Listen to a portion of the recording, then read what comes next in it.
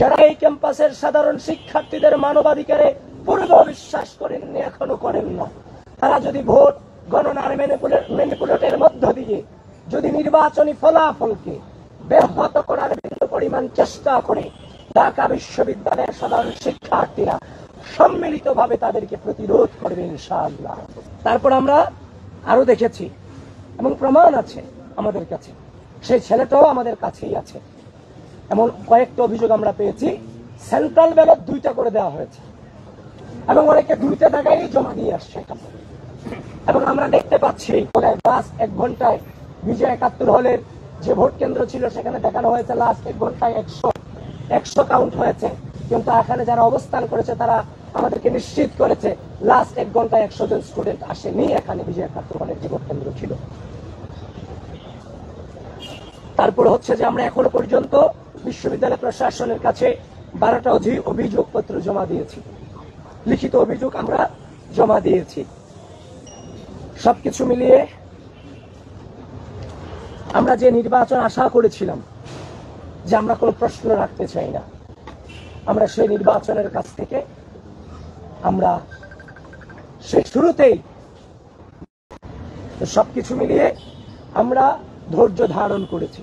আপনারা আমাদেরকে বারবার বলেছেন, আমি দুপুর পর্যন্ত বলেছি আমি কোনো অভিযোগ করতে চাইনি। আজকে আমরা এই গণতন্ত্রকে আমরা অনুভব করতে, আমরা এনজয় করতে চাই। দুপুর 1টা 12টার পর থেকে যখন এগুলো আসতে থাকে তখন তো আর মুখ বন্ধ করে থাকা যায় না।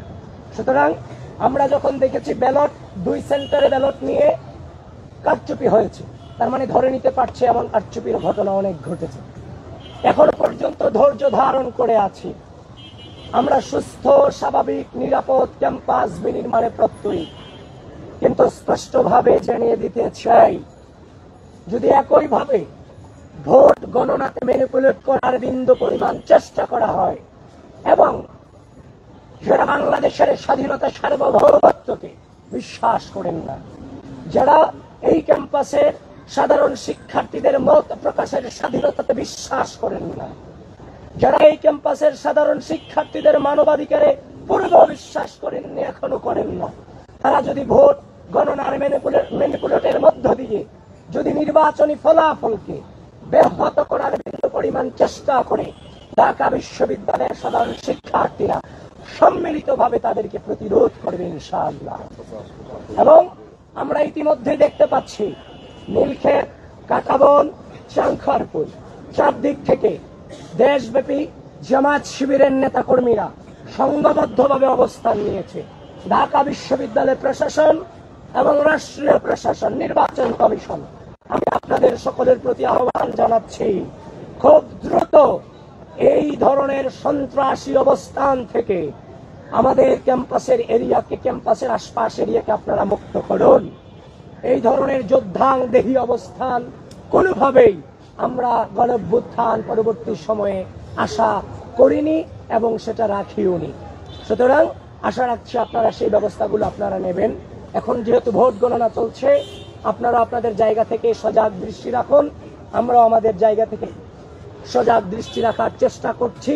তবে বিশ্বাস করেন, এই নির্বাচন সুষ্ঠু, নিরপেক্ষ এবং গ্রহণযোগ্যভাবে যদি সত্যিকার অর্থে প্রতিফলিত হয়, তাহলে মনে রাখবেন বাংলাদেশ পন্থীদের ভূমিধস বিজয় অবশ্যম্ভাবী ইনশাআল্লাহ।